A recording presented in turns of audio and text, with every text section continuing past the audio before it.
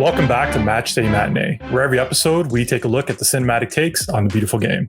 I'm your host, Mark Guilherme, and today I'm joined by Adam Ducker. Hello. How's it going, Adam? Not too bad. Good. And Raghav Sandhu. Hello, how's it going? Good. Raghav, I saw your tweet earlier talking about footy films, as we always do. Absolutely. United. What was your... Sorry, not United. Ultras, another U film. What was your opinion on that documentary that seems to be coming out on Canadian supporter culture, as they call it, Ultras? I saw you had a take on that. Yeah, so I mean... I believe it's called Ultras, the 12th Man. It's done by 902 Studios, I believe they're called. The trailer looks amazing. The concept is great. I just can't come to terms with it being called Ultras because that's not what it is. They're not Ultras in any sense of the word. Ultras don't sit around a boardroom cheersing with the head office or the front office. They're supporters for sure, and they're great supporters. They bring a lot to the game, but I think Ultras is kind of a misnaming of this documentary, if you will. But yeah, it does look great. It does look great. I will say that. Yeah, that's kind of what caught me at first too. I mean, you've probably seen the other one that TSN did, Engraved on a Nation, about the TFC supporters culture, and that kind of had the same thing. I don't know if you can call yourself an ultra if you're sitting around having a 3-course meal with the club execs, right? And there's nothing wrong with that. If you're a supporters group, I mean, you're liaising with the club and you want to make sure that you have the best experience possible on match day. But I guess it's that word that brings connotations with it. Yep. I mean, we've seen the movie Ultras, right? And that's maybe the worst case scenario of it, right? And that's not how most ultras are around the world. But what I saw, ultras don't give interviews like that and display their full names on across the TV screen and talk about what a great day they had at going to Halifax or going to Montreal or whatever it is. It's a particular mentality that it takes to be an ultra, and I'm not saying you guys are not ultras. I'm an ultra. I am not an ultra in no way, shape, or form. But yeah, I think it's they misnamed the documentary, and they'd be better served changing the name. Like I said, once again, I think those fans are great, and what they bring to the atmospheres at their particular stadiums is amazing. Yeah. But just the naming. Definitely. I'm not going to disagree with you there. I mean, we've seen the kitchen party in Halifax. I mean, the trench over in Winnipeg. Not going to say anything about Montreal as a TFC supporter. I won't give them any praise. But yeah, funny enough, we didn't see any TFC in that video or anything out from the West Coast. Actually, we did see a glimpse of the Pacific supporters, the Lakeside boys. We did, yeah. So I'm interested to see it. But like you're saying, just getting over that initial hurdle of the name Ultras is a little bit of a leap to take. It's almost like the gentrification of that name, that term, I guess. Absolutely. But it is what it is. Adam, you've made the leap to the next generation, much like I have. Xbox One, are you anticipating the FIFA update that's coming on December 4th? Yeah, it looks so interesting, actually. I wasn't that bothered, but then reading some of the changing how muscles work in the game and stuff, and finally unshackling the animation, which has always interested me because FIFA's always so stilted and scripted. So the thought of it being able to react more is interesting if it works, because they've been here before and made games like this, and then players end up smashing together in weird ways that they shouldn't be and stuff. So yeah, if it really manages to, and all that structural work on how the characters animate and stuff is free flow, it'll be pretty interesting. I think that was that was the first next gen title. I think it was 2015, where you would see they came out with this collision system that they were so proud of, and then you would see the highlight videos of one guy tripping over another and then over that guy, and then eventually there's a 6-man pileup, and then guys just start stuttering and jittering in the sky. So I mean, it'll be nice to kind of freeze frame and take screenshots of the players and stuff because of how good it'll look. But it's the same engine they've been using for 4 years now. It's getting a little bit old. Absolutely. I'm thinking of going next gen after the holiday season. And I'm probably going to get FIFA missed this year, to be completely honest with you. There's a lot of other games I'd rather play that are on. So Spider-Man Miles Morales is giving me so much FOMO right now. I see people playing it online. It looks so good. Even COD, and I'm not a Call of Duty type of guy, but Cold War looks awesome. I have no idea what COD is now. So there's Warzone. There was another one, Cold War. But then there's also Cold War multiplayer, right? I believe that's just... Yeah, I think it's just one game. But then there was another single-player game that came out last year that Warzone was part of. I thought it was like a Fortnite type free-to-play. Yeah. So they had Call of Duty Apex. No, was that what? No, that's something different. That's Apex. No. Apex Legends. But there is a Call of Duty that was free-to-play. That was that's Warzone. I think that's Warzone. Yeah, that's Warzone. That's it. I think in Warzone you can launch all the other games kind of and pay for them or some crap. Yeah, but I believe Warzone is more, and the guns are more closely based on Modern Warfare 4. I want to say. One of the Modern Warfare. Yeah, they're not too futuristic. Or Black Ops, whatever it is. But this is a cool concept, and I've been following videos of people who are playing the entire games, and yeah, some of the missions look awesome. It's all based on the Cold War, Soviets, against the USA, and you get to do East Berlin missions, and you get to do missions in Russia. Right? Ronald Reagan's in it, exactly. Yeah. And the voice acting for Ronald Reagan in that is amazing. Sounds exactly like him. So it sounds exactly like him. Because they always do like an exaggerated version of him, right? Like Futurama did it, and The Watchmen did it. So it's interesting if they actually try to go for an accurate one. Yeah. I've been playing a lot of Assassin's Creed Valhalla. Amazing. If you've skipped the series for a while, I recommend jumping into it with that one, and you'll have a ton of fun. But enough about video games for today, you guys. So we are going to talk about United this week. It's a 2011 film. Directed by James Strong. This film stars David Tennant, Jack O'Connell, Sam Claflin, Doug Ray Scott, and it was originally a BBC Two film, BBC HD, which I guess is the same network. So it wasn't made for TV film, but it doesn't show that. It was filmed really well, I thought. The cinematography was on point, and it tells a really good story of the Munich air disaster. Something I wasn't expecting them to get into such detail about when I first chose this film. I thought it would be more of a tale of the Busby Babes and their success during that era. But it was actually pretty in-depth on the air disaster that everyone kind of knows a little bit about. And this film fully went into it. So what did you guys feel about this film? What did you guys kind of expect? And how did you come out of this film feeling about Manchester United, a club I know that you guys don't necessarily follow, but have a lot of history with? Raghav, we'll start with you.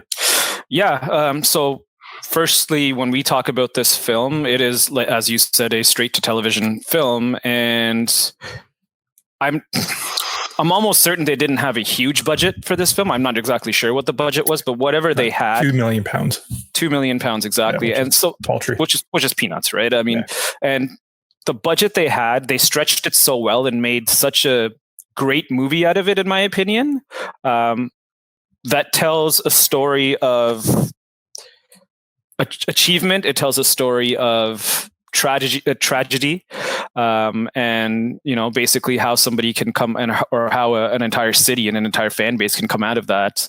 But it was very well shot. Even some of the shots that you would expect to be expensive shots, they kind of maybe didn't show those shots, but the way they tied it into the movie itself, it was really well done. And when we talk about Manchester United as a club, of course, me being a Liverpool fan, we don't like them as rivals, but there's always that respect there, right? They're one of the biggest clubs in England. They've achieved great amount of success with Sir Alex Ferguson even before that, and you've got to be in admiration, and you got to give credit where credit is due, and it's a proper club built on its foundations. Where a lot of clubs today aren't, right? A lot of clubs are, you get oil money when you go win championships. They're actually a club that has a proper history that's come up through the time. They spent time in lower divisions. So you got to have nothing but respect for the club. Of course, as a Liverpool fan, they're our greatest rivals, and we hate them when we play them, but there's always that respect there. Well said. Adam? I kind of was looking forward to this one just to see how it went about depicting. This is there's a handful of extremely tragic events that have occurred in football. So is this Hillsborough disaster is another one that kind of everybody knows about, even if you weren't around then, and kind of they still get talked about to this day because of how tragic they were. And this is one of them.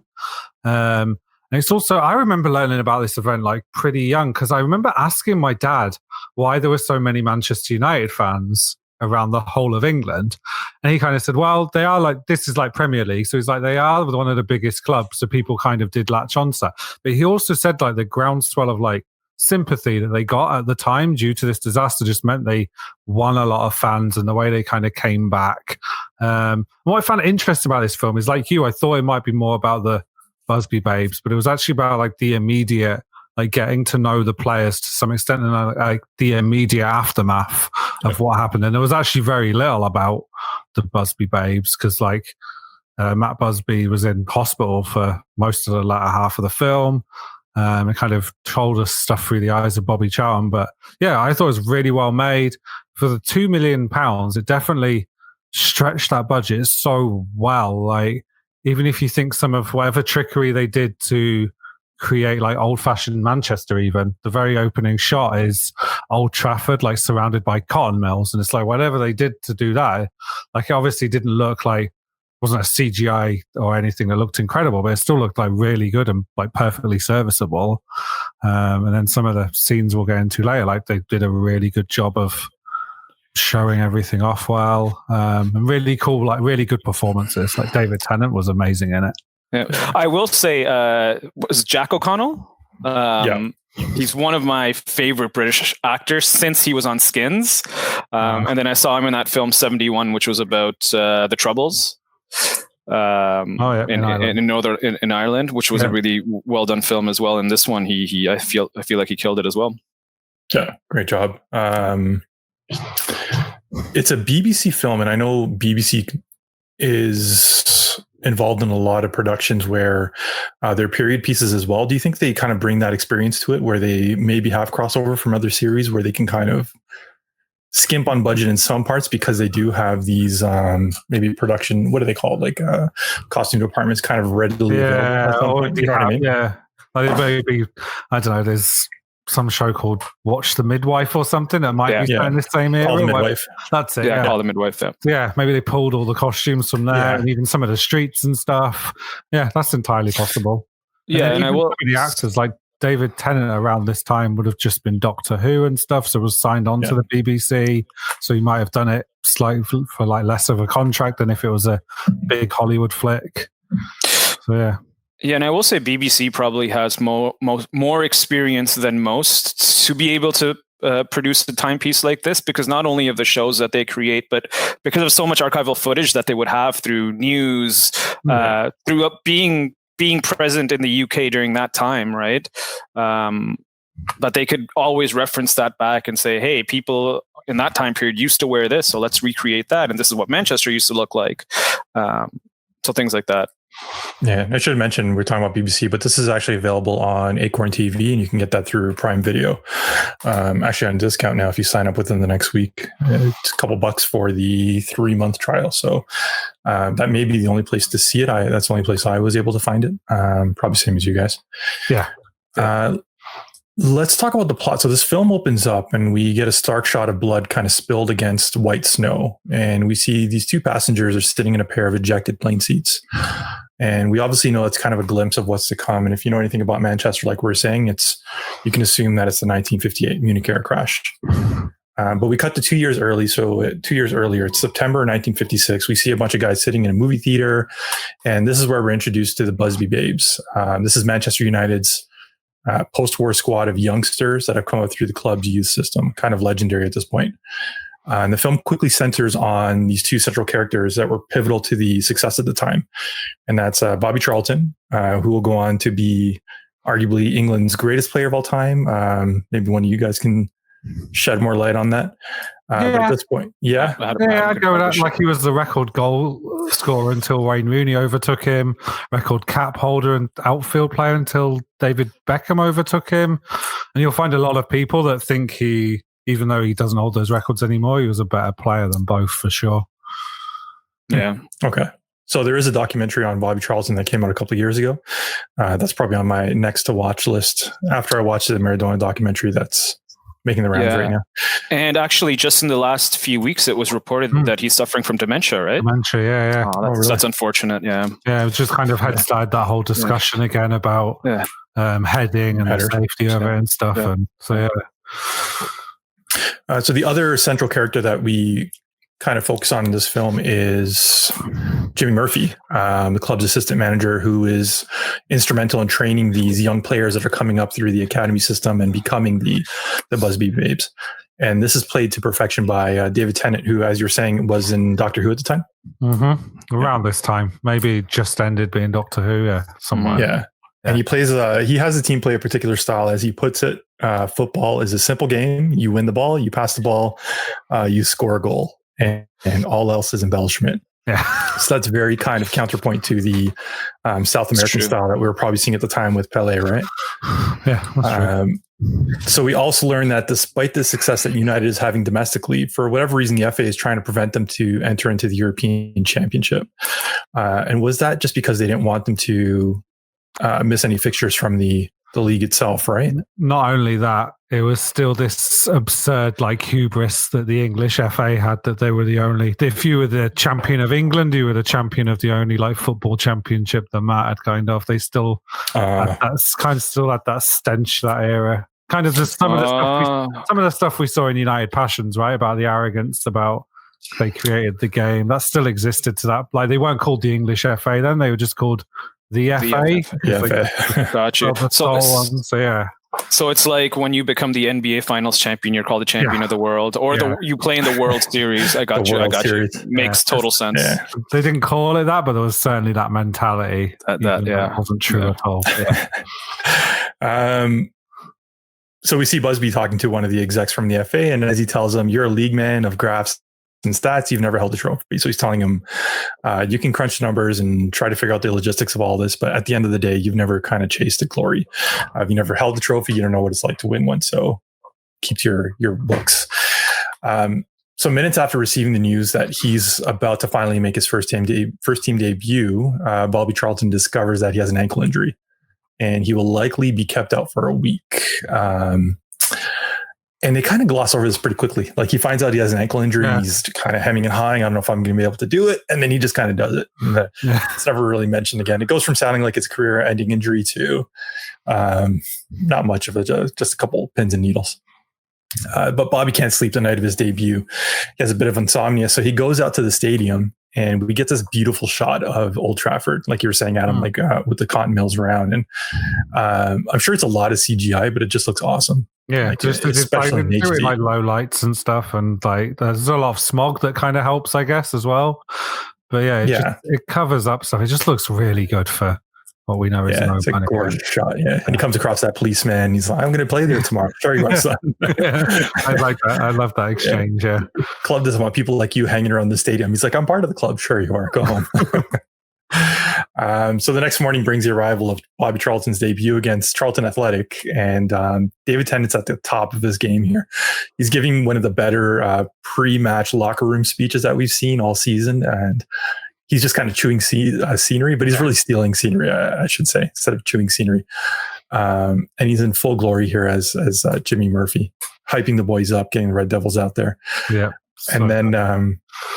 So Manchester United easily wins this match, and they get 2 goals from Bobby Charlton in his debut. We learn that the club has also found success in the European Championship, so they will soon face Red Star Belgrade out of Yugoslavia.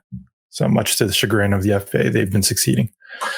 We get another great training scene here. So we don't get a lot of Footy Flicks in this movie. I'm sure we'll talk about it, but we get a lot of great training scenes where we see the camaraderie between the team and the Busby Babes and how they kind of they're a bunch of young guys, right? So they have that camaraderie, living the dream kind of thing all together. Yeah, exactly. But that doesn't mesh well with their all business Northern Ireland keeper, Harry Gregg. Who kind of tells them, "You guys go out, party every night. I'll be here watching the net. I'm not here to make friends." And he proper dives in at them during the training scene. Yeah. Just doesn't care. He's like, "I don't care if I injure you." Proper mental goalkeeper that's just throwing himself at everything. Yeah, fist first. So he was actually, at the time when he transferred to United, it was £23,500, which was a world record fee for a goalkeeper. So pretty interesting. So he was probably the top goalkeeper of his time. So after some success in Yugoslavia, this is the European Championships, we jump ahead to February 1958, and we're aboard a plane heading for Munich. And of course, we all know what's going to happen here. Sorry, which plane trip? Which trip was it? The country where the border guard opens up one of the suitcases? Belgrade. That was Belgrade. Coming into Yugoslavia or leaving? Coming into when the border guy opens up the suitcase, and he's looking through it, and he holds up the potato, and he's like, "We have food here too." Yeah. It was just really funny to me. Just his delivery was like spot on, right? Because there was a bar scene where they were talking, and somebody's girlfriend was saying they don't have food there. The food there is, I can't remember. She made some disparaging remarks about the borscht or whatever else they have there. The borscht soup. Borscht, yeah. Yeah. I thought it was Russia. I guess it's Eastern European either way. Well, these are all under the Iron Curtain at that time, right? So yes, that's true. That would make sense. So it's February 1958. We see them boarding the plane. They have left Yugoslavia. They've landed in Munich. And of course, we know this is the kind of setup of that disastrous air crash aboard British European Airways Flight 609. This scene begins, and I kind of feel like this is the first misstep of the movie. It's all set up pretty well, but the music that they're using, the score that kind of accompanies everything, feels too horror movie tension to me. Yeah, you know what I mean? I hadn't thought about that, but now you've mentioned it, kind of, yeah. Yeah, it wasn't handled very well in that regard. Everything else was fine. I just think the score didn't really fit what they were trying to do, and it was such an overbearing kind of like sense of foreboding that they were trying to instill when you knew what was going to happen. Yeah, they didn't need to do that, right? They could have let the film breathe on its own without that. Yeah. Maybe have more like period music playing or something. Yeah, I almost want to go back and watch Titanic and see how they handled like that whole setup of like the sense of things going down, right? To see, because I don't remember anything bad about that, but yeah, that's just the one kind of it was good. The one kind of thing about this, I was kind of like, this doesn't feel right. But we see the plane trying to take off. It's their third attempt. And the problem here is that they had to rush back to England because they had a match against the Wanderers. Yeah, and they had to be back within 48 hours before kickoff or something, right? 24 hours before kickoff. Yeah, that was it. Yeah, and they had to be back in the country then to be allowed to play that game. Yeah. So they all there's a kind of pressure, right? And like Busby feels it. He's like, we got to get back. We got to keep trying, kind of thing. Yeah, because they could have taken a train, but obviously they wouldn't have made it back in time. Yeah. So that third attempt to leave the runway, and we see the scene. Things are going rough. The lads are trying to play cards, and a few of them go to the back of the plane, and they tell Bobby, "You're fine where you are," but they feel they would be safer in the back of the plane. But unfortunately, I think that's where most of the damage was. And we see once the plane crashes, it doesn't even take off. It stumbles on the runway, and it crashes on the runway. We see the back of the plane explode. Yeah, I believe it barely took off in reality. Yeah. If I'm not mistaken. Like it took off a little bit, but not really. Yeah, like the trailing wheels caught the ice at the end of the runway or something like that. So like it was just on its way up, kind of. Yeah. Yeah. It wasn't like it took off and then dived or anything like that. Yeah. So the crash happens. There's a bit of chaos going on. They cut to either white or black. I can't remember which, but when the film comes back, we see the opening shot of the movie, which is Bobby and one of his teammates sitting in the ejected plane seat. And it makes for like a great cinematic shot. They just have this like wide scope image of the plane in the background. And in the foreground, we see the ejected plane seats with the two of them sitting there unconscious. And that's when we're brought up to speed with what's happening with the beginning of the film. And we see a bunch of chaos. I think it's Harry Gregg that goes in and pulls out a bunch of people. Bobby sees all of the chaos that's happening, but he's almost too scared to go into the plane and save everyone, right? And we see him kind of struggle with that doubt for the rest of the movie. But eventually he passes out. He wakes up in the hospital. And this is where he learns that several of his teammates have died. Jimmy learns the news from the receptionist, and he flies in from Manchester and learns the extent of the injuries that have been caused to those who have survived and to those who have died. I think it was about 23 people, made up of 8 admin members and journalists, and 15 of the players of Man U. They do a really good job here when Bobby's like walking around the hospital looking.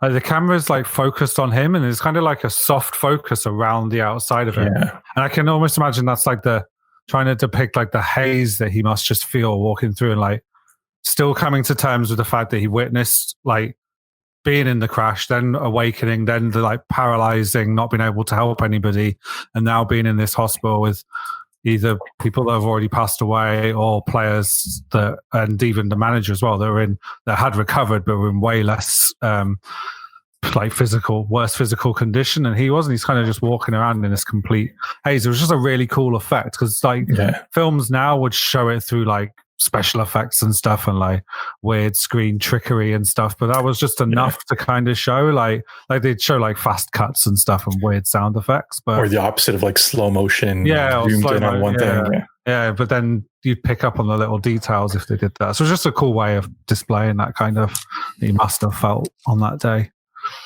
Yeah, and then when he first wakes up, there's a German fellow sitting next to him, and so according to, I think it was Bobby Charlton's biography, this actually happened.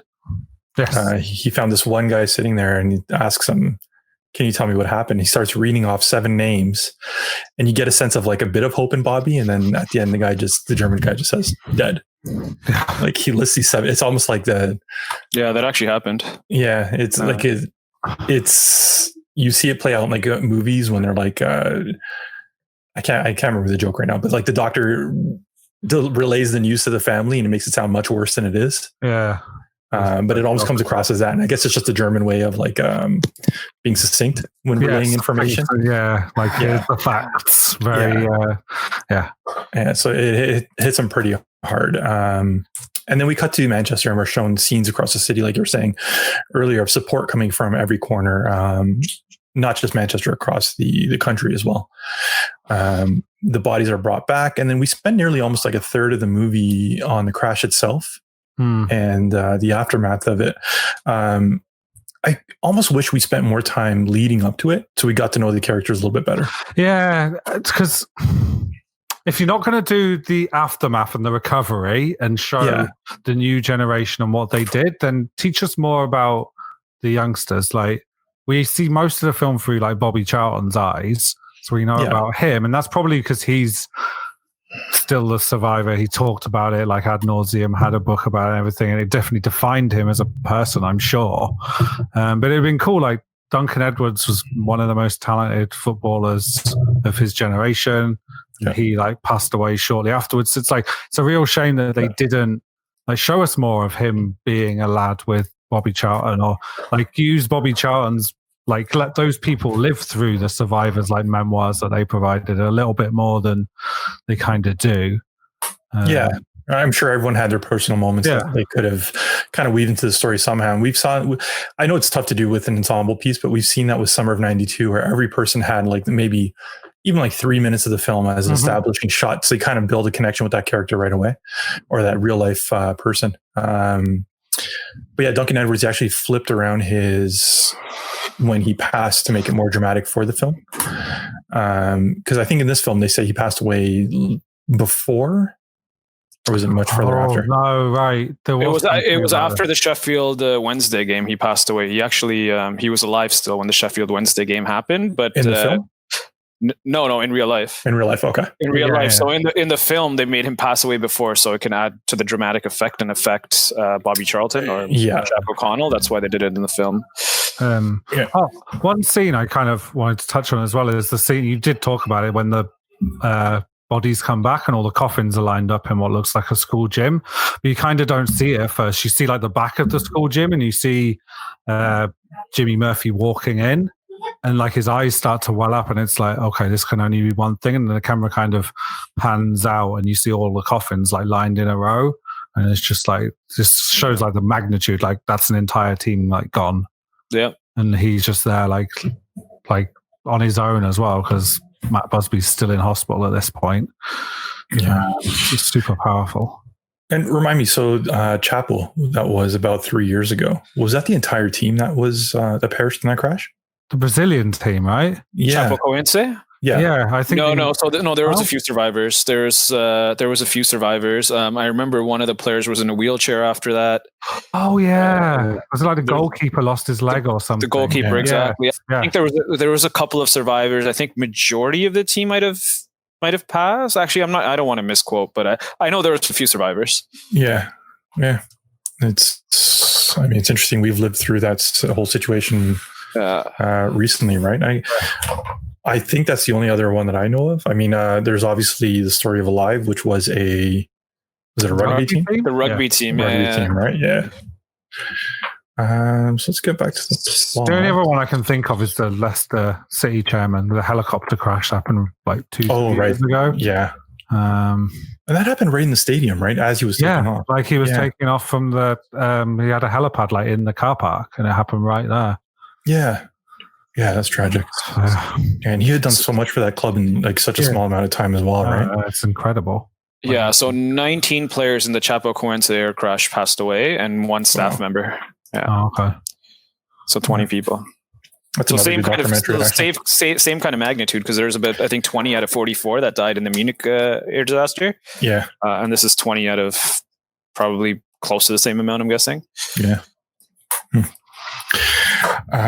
So we were at the funeral scene, and sorry, I jumped ahead on my notes here.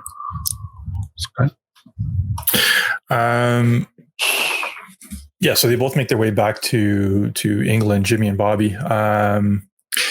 And we get a good scene of the club admins, I guess. It's like the women who work for the club, and they have all these letters that people are sending in.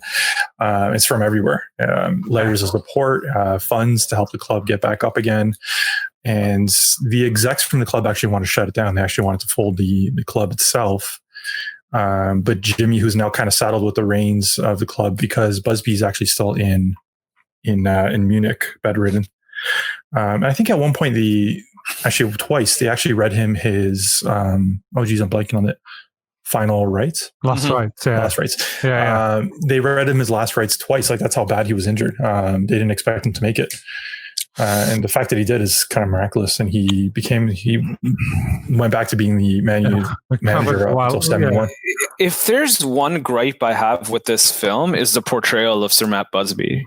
They made him look like an Italian mafia don in this film. He wasn't like that in real life. Yeah. His accent was his accent was actually pretty good. I went back and watched some YouTube, because I was like, that can't be right. But his accent was good. But yeah, having a fedora and like a jacket, he looked like a mobster. Yeah. And I did read that his like estate and his family weren't like particularly happy with his. No, they hated it. No. And like kind of like how much this. It's weird. It's what we keep talking about. This film focused. He wasn't very cheerful. Immediate. Yeah, he wasn't very cheerful. He was like had that pressure, and then all of the, I guess, praise goes to Jimmy Murphy. But it's like, but he kind of did do that role in the early days, because Matt Busby couldn't. Yeah. So I could, he definitely looked like a gangster, like he should have been in the mafia or something. It was weird. Yeah, I was convinced it was the same actor as the villain from Final Score. So I went on IMDb and I checked it. That's actually Ray Stevenson, who looks a lot like Doug Ray Scott. Yeah, okay. Yeah, because they play the characters almost kind of the same demeanor. Obviously, one's evil and one was a great guy, but kind of the same demeanor. So Jimmy, at this point, he's taking the reins of the club while Busby is bedridden. Stops the board from shutting down the club, and he promises to rebuild Manchester. And as he says, a powerful quote: "How we are in the future will be founded by how we behave today." And it's a really inspiring moment how he kind of takes up the club, and he says, "We're not going to let this stop us." And it would have been easy to fold the club at that point, because the majority of players had perished, right? Mm-hmm. Bobby himself struggles to cope with the crash. He actually removes all of the football-related souvenirs and posters from his room. And it's not until he plays a bit of pickup with like a bunch of kids in an alleyway outside of his house that he kind of reignites the passion that he has. And it's at the same point that, like you're saying, Raghav, Man United is about to play Sheffield Wednesday in their first match back from the air disaster. And the roster at this point is assembled by like lone players and whatever kids they could get their hands on. I think 3 managers come from another club to help out and run training sessions. Yeah, from the Amateurs Association or something like that. Yeah, I think so. Yeah, which are, I guess they oversee amateur players in England. But there was a brief mention of this in the movie, but Liverpool was one of the clubs, and Nottingham Forest as well. So it was Liverpool, Nottingham Forest, Liverpool being obviously a huge rival, who was like, hey, we'll give you what we can at this moment in time. And that actually happened in real life. So that was a good gesture. Yeah. I mean, it's rivals are one thing, but when the community comes together, it's always great to see, and it kind of builds the history a little bit more. Yeah, for sure. But yeah, we get a great couple scenes here where Jimmy Murphy is signing players, and he's kind of telling them like, sign a dotted line, take a picture, we'll get you a kit, matches in an hour. So Bobby actually comes to the stadium. He sits with Jimmy Murphy. He watches the club win 3-0, I think it was. Yeah. And that's when he decides he's going to return to training. He returns to the club, and then we get another great locker room scene. I mean, we've seen so many of these great like pre-match locker room scenes. It's almost like a trope, but a staple of these movies, but they're always pretty good. I don't think we've seen a bad one yet. But Busby greets the team in the locker room ahead of their FA Cup final at Wembley. And he gives a very somber speech. Like you're saying, his performance in this movie all around is just kind of somber and underplayed. And he acknowledges their new crest, which has been adorned with a phoenix. I didn't go back and see if I'm guessing that must have been one of their actual crests. But it looks very much like Man City's crest for a while there, right? Yeah. Yes, I know the one you mean. It looks like Man City. Yeah. But it's kind of cool because I read one quote that, so during World War II, obviously Old Trafford was destroyed by a bomb. Yeah. And a lot of people had been pushing for them to kind of relocate in a different location anyways, because as you're saying, it's in the middle of all these industrial plants. There were actually a few complaints from rival teams when they came to play there saying that the conditions were terrible, and they filed complaints with the FA. But he was adamant that the club returned to play at Old Trafford because he saw the club rising from the stadium almost like a phoenix. So seeing the new crest as a phoenix on their crest is a cool little connection there. So we see them ready to take the field, and at that point, the movie fades to white. We learn the fate of several key figures from this film, including Busby, who would win 5 league titles, 2 FA Cups, 1 European Cup. That European Cup winning side was actually captained by none other than Sir Bobby Charlton, who himself would go on to play in 758 matches for the club. And as we mentioned, is widely considered one of their greatest players ever. Movie fades to white, and we don't find out what happens, but Man United actually loses that match. Yep. They lost it 3-0 to, was it Sheffield, did we say? No, it was Bolton Wanderers. That was Bolton Wanderers, okay, yeah. And that's the end of the movie. We get the titles summarizing what happens, fade to white, and that's a brisk 90-minute movie. What do you guys think? Yeah, good. It's one of those films I think could have been longer. Like, I don't often find myself saying that. Yeah. Most films seem to always drag, but this, I feel like it could have had more time for everything to breathe a little bit more. Yeah. And I wouldn't have minded it, but it did a really good job of doing what it wanted to do. Yeah. And it's a cool way to show what ultimately defined Manchester United, and still did to this day, I think. Like Sir Matt Busby, there's that obscene stat that since back in these days, Manchester United have always had at least one player in their squad who's been from their academy. And it's just like, that's an incredible legacy to have left. And whether that was born out of this or they already had that principle, it's just incredible. Right. Yeah. When you look at the club, there's really 2 defining eras, right? Like the Sir Alex era and the Busby era. The Busby era, yeah. It's funny that you mentioned the time though, because I find myself with some of these movies. I mean, they drag on, like some of the horror movies that we've watched, and I'll find myself checking the time to say like, how much is left in this movie, and can I skip ahead without missing anything? And obviously that's never the case. But with this movie, I found myself checking the time to see, because they were still talking about the air crash, and I was like, how much time is left in this movie? Because are they still going to get to a few of the matches and like the aftermath of this? But I wasn't expecting that the crash to take up that much of the film, but it was nice that they focused so much on that. Yep, for sure. No, I agree. I mean, like I said at the beginning of today's episode, I think it was heartwarming for the aftermath. I think how they got to a place where they could compete again, and all these other clubs offering help, and then them getting back to a sense of normal life after something that tragic has happened. I think it was heartwarming in that way, but it was good to focus on some of the non-footballing aspects of what that tragedy actually meant. Mm-hmm. Yeah. I think it just caught me off guard. I was expecting so much more of a bit of a historical film on the field, and not so much of a centralized movie on that one topic, but I'm not against it at all. I thought it was great. and I would recommend it. And I guess maybe that's the thing, right? They try to show as much as it is about football, try to kind of separate out and show like the actual human tragedy that took place and how football didn't really matter in the grander scheme of things. Yeah. Even he kind of talks about it's as much about the city as it is about the club as well. Yeah, I mean, we made a choice. We've been Manchester focused for these last two episodes, so I guess the city's pretty historic when it comes to its football. Yeah. Did we cover another Manchester United film? Because when I was trying to come up with trivia questions, I feel like I've hit some of them already. Don't think so. No way. No, I don't think so. Oh, Bend It Like Beckham. No, Bend It Like Beckham. Sort of. I mean, yeah. Yeah, okay. I think that might have been it. Yeah. Yeah, because I felt like I hit some of them before. All right. Good movie. I'm sure we will have a good time ranking this because it's certainly interesting. And we had some fun ranking the movies last week. The Keeper. Yeah, so I'm curious where this one's going to land. But yeah, do you guys have any final thoughts on this movie? Would you recommend it?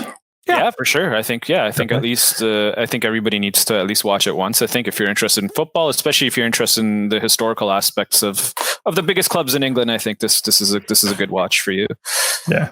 Like you're saying, it's a great research piece on that one subject. So I think going into it, if you expect that, then you won't be let down at all. Good movie. On the other hand, the Footy Flicks in this movie. Non-existent. We get some great training scenes, but for me, I think the best ones were when they were getting those academy kids and the amateurs to try to score on what's his name now? Harry Gregg. No. Yeah, Harry Gregg. Yeah, Harry Gregg, and he's like, and he's just catching them like it's just like somebody's throwing the ball to him and he's just meant to catch it, and he's like, rubbish, you're shite. Like, things like that. I thought that was pretty funny. So that would be my favorite, I guess. That's probably the only scene that stood out to me as well. Like Adam was saying, how he's just going like complete hard ass on these guys and diving into these guys in a training session. So Adam, any other Footy Flicks to stand out to you? It's got to be that one, really. Yeah, I mean, it's too bad we didn't get anything on the field, but everything that was shown was competently done. Yeah, this is another one. Like it was a good, accurate depiction of what it would have been like. Like training pitches were nowhere near what Matchday pitches were like back then. Yeah. Like it's muddy and disgusting. Yeah, they did a good job. I don't know if this counts as a footy flick, but when they're in the tunnel in the first game that we see them in the movie, and he's like, and he's talking to the opposition player that plays for Charlton, and he's like, I'm such an admirer of the way you play, and he's like, get anywhere near me, I'm gonna kick you over the par stand or whatever he says. I was thinking of a different part, but even at the end of that match, when the same guy, I think it's the same guy, comes back into the tunnel, he's like, how do you guys play like this? You're just kids. Yeah. Just completely flabbergasted. But no, the final match when they're heading into the FA Cup final, and there's one guy who has like the old cob pipe. Literally getting ready to go on the field, and he's puffing on the pipe. I love that. That killed me. That was awesome to see.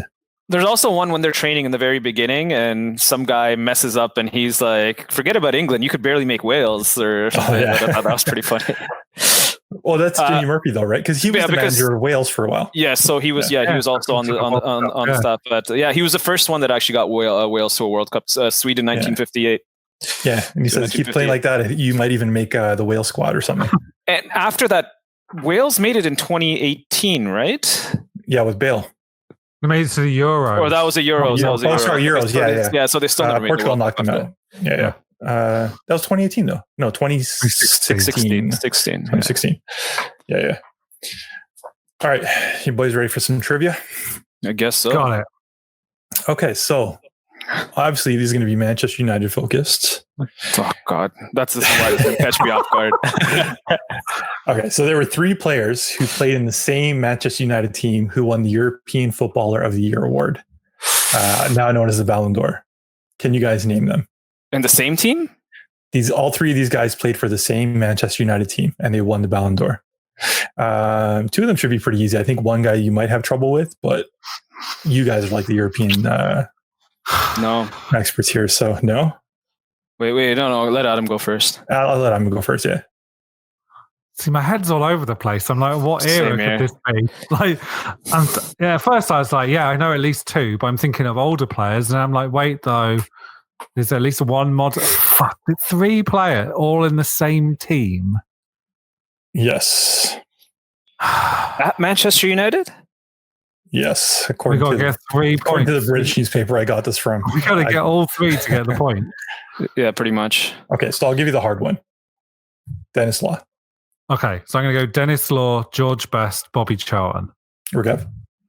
I was funnily enough going to say George Best and Bobby Charlton as well. Okay, so both of you guys get the point. All right. So Dennis Law was the one that you guys, it's too tough. Yeah. Okay. Yeah, Dennis Law. I should have given you guys an You shouldn't have given it to us. I might have got there eventually, but we'd have still been. Dennis Law, I wouldn't have got to Dennis Law, but George Best and Bobby Charlton, I would have. So what I should have done for that question is given you George Best, Bobby Charlton, and then which other player? Because I would have failed. I would have not scored. Okay, that's okay. So after the final title win under Busby in 1967, the Red Devils would not win the first division again until the 1992 season. Who was the captain of that squad? Ooh. Was it? No, it can't be. Was it Dennis Irwin? Was it Brian Robson, Eric Cantona, or Steve Bruce? Raghav, you'll go first this time. So Cantona, Steve Bruce, or I'm going to say Steve Brian Bruce. Robson. Steve Bruce. I'm going to go Brian Robson. I think it's Adams, right? It's Brian Robson. Fuck. But funnily enough, Brian Robson was injured for most of that season. So Steve Bruce had to wear the armband for a lot of it. Yeah, he's one of those that kind of career was hampered by injuries. Yeah. So Brian Robson was followed by Steve Bruce, and then past that was the King, 96-97 as the captain. So Adam, you get that point. I'm updating. I will update it here quickly. Are you updating it right now? Yeah, I gotta go. You go. Thank you, buddy. And this one's going to be a bit of fun. I don't think you guys should have too much trouble with this, but list these Manchester clubs from oldest to newest. So your 5 clubs that you have to list from oldest to newest are the Bolton Wanderers, Manchester United, Manchester City,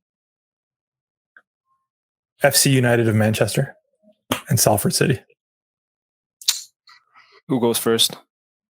Raghav, you went first last time, I believe. So Adam, you're up. Okay, so we're going what? Oldest to newest? Oldest to newest. Okay. I'm going to say oldest is Man United. I'll go Man United, Man City, Bolton, Salford, FC United of Manchester. Okay, Raghav. I'm going to go Bolton, City, United. What's the other 2? Salford City and FC United of Manchester. FC United of Manchester and then Salford City. Oh, I got the first so 2. close. He was right except for the last 2. You were so close, man. What? Salford City's like 80 years old, I think. Yeah. What the really? They were purchased recently. Yeah, they were purchased recently by the class of 92, right? And they had I was close. Blow up. Yeah. United were like protest club at the Glaziers. Right? Yeah. That I knew. I just thought Salford City was new and it was like the Nevilles that set it up. Nah, they bought the club and did like a bit of a blow up to it. Yeah. I don't you're so close. That's fine. Okay, so what's our scores now, Adam?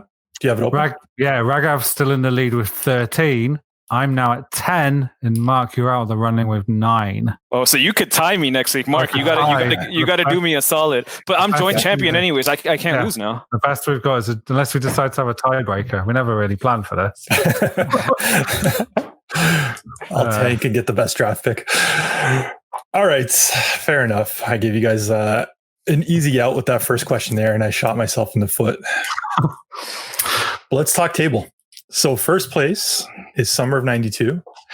Second place is The Keeper. Third is When Saturday Comes. Fourth is Goal of the Dead. Fifth is Shaolin Soccer. Sixth is All the Freckles in the World. Seventh is Goal 2, Living the Dream. Eighth is Captain Tsubasa, European Daikessen. Ninth is Penalty. And 10th is My English Soccer Adventure. Where are you guys putting this film? I'm super interested to hear where it lands for you guys. I'm going to throw this to Raghav first. When Saturday Comes is in third, right? Yes. Mm-hmm. Hold on. When Saturday Comes is the film that like won't die. Like it just keeps floating on the top spot. I'm going to say fourth. I thought When Saturday Comes is better. I thought The Keeper's better. I thought Summer of '92 is better. So you're saying When Saturday Comes above it? Above it. Yeah. So you're wedging it between When Saturday Comes and Shaolin Soccer.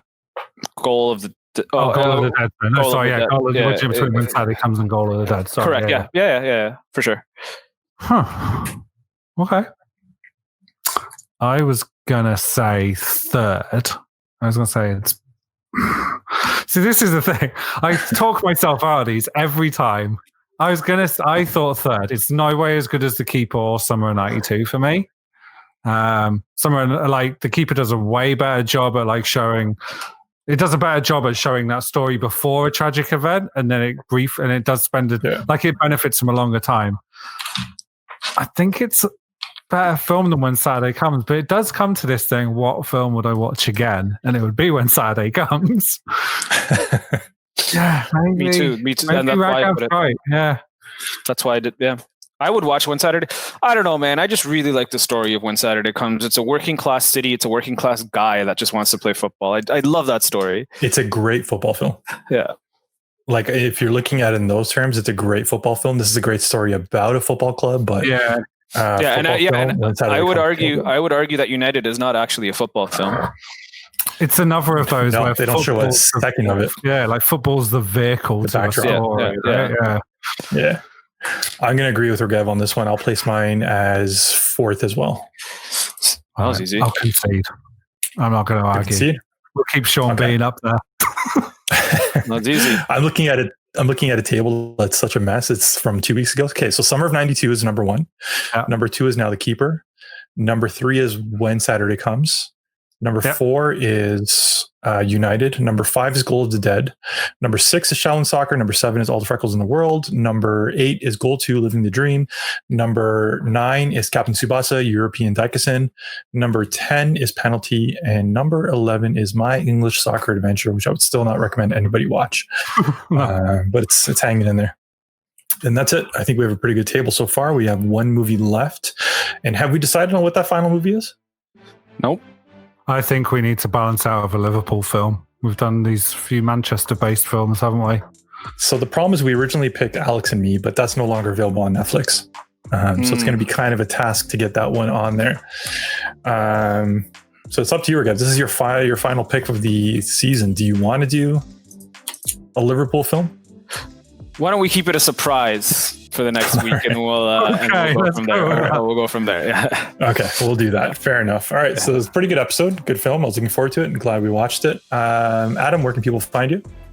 Joypad Goalposts on Twitter and Instagram, and give my YouTube a watch. There's definitely new content coming because I streamed it live on Twitch the other day, so all I got to do is split it all up and upload it, so I've got no excuse. Oh, I saw that you're streaming handheld games from Laps Gamer with Laps Gamer, right? Yeah. Okay, so it's a new format for season 2. Yeah, I just went live. There's people in my chat kind of giving their opinions too, and then just cut them all up and put it up on YouTube. That makes way more sense than editing for hours and hours, and I know how it is. Yeah. Too much stuff to do these days to worry about that. Raghav, where can people find you? Find me at Raghav Sandhu on Instagram and Twitter, and also follow, whatever it is that you do on social media, and keep asking us questions on our at Matchday Matinee as well. I believe the kids say smash that like button, hit the subscribe. Smash that like, exactly. Click the little bell and click on that bell or ring that little bell, whatever it's called. Yeah. And let us know what else you want to see. I myself am Mark83 on Twitter and A3Football on Instagram. That brings us to an end. From the terrace to the theater of dreams, as we saw in this episode, we are Matchday Matinee. Thank you so much for joining us. Ciao. Yeah.